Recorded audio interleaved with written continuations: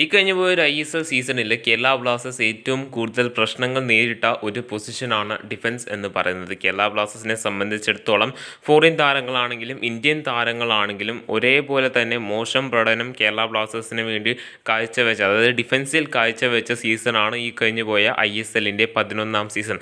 അതിനാൽ തന്നെ വരാൻ പോകുന്ന സീസണ് മുന്നോടിയായിട്ട് ഡിഫൻസിൽ വളരെയധികം മാറ്റങ്ങൾ നടത്തുവാൻ തന്നെയാണ് മാനേജ്മെൻറ്റിൻ്റെ തീരുമാനം.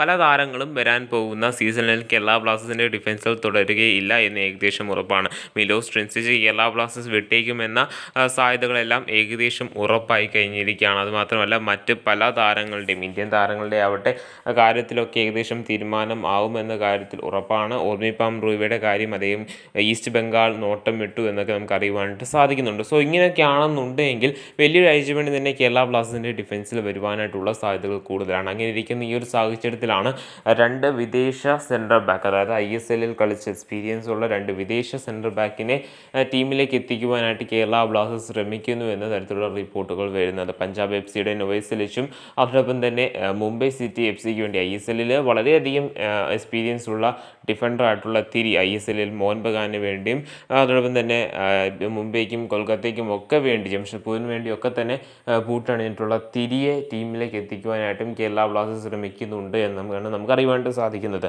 ഇത് റൂമർ അടിസ്ഥാനത്തിൽ പുറത്തേക്ക് വന്നിട്ടുള്ള വാർത്തയാണ്. ഇതിൻ്റെ സത്യാവസ്ഥകൾ കൂടുതൽ അറിയേണ്ടത് അല്ലെങ്കിൽ പുറത്തേക്ക് വരേണ്ടതായിട്ടുണ്ട്. എന്തൊക്കെ വന്നാലും തിരിയെ ടീമിലേക്ക് എത്തിക്കുന്നത് കൊണ്ട് ഇനി കേരള ബ്ലാസ്റ്റേഴ്സിന് ഒരു ഗുണമുണ്ടോ എന്ന് ചോദിച്ചു കഴിഞ്ഞാൽ അദ്ദേഹത്തിൻ്റെ നല്ല പ്രകടനം അല്ലെങ്കിൽ അദ്ദേഹത്തിന് അത്യാവശ്യം ഏജ് ഉള്ള ഒരു താരമാണ്. അതുമാത്രമല്ല അദ്ദേഹത്തെ ടീമിലേക്ക് എത്തിക്കുന്നത്, അല്ലാതെ എക്സ്പീരിയൻസ് ഉണ്ട് എന്ന് എടുത്ത് പറയേണ്ടതാണ്. എങ്കിൽ പോലും കുറച്ചുകൂടി നല്ലൊരു പ്ലെയറിനെ ഒരു പക്ഷേ കേരള ബ്ലാസ്റ്റേഴ്സ് ടീമിലേക്ക് എത്തിക്കുകയാണ്. അതായത് തിരിയേക്കാളും അല്ലെങ്കിൽ നൊവേസിലിച്ചിനേക്കാളും മികവേറിയ താരത്തെ ഇനി കേരള ബ്ലാസ്റ്റേഴ്സ് ടീമിലേക്ക് എത്തിക്കുമോ എന്ന് കണ്ടു തന്നെ അറിയേണ്ടതാണ്. എന്തായാലും കേരള ബ്ലാസ്റ്റേഴ്സ് ഒരു മികച്ച സെൻറ്റർ ബാക്കിനെ തന്നെ സൈൻ ചെയ്യട്ടെ എന്ന് തന്നെ നമുക്ക് പ്രതീക്ഷിക്കാവുന്നതാണ്.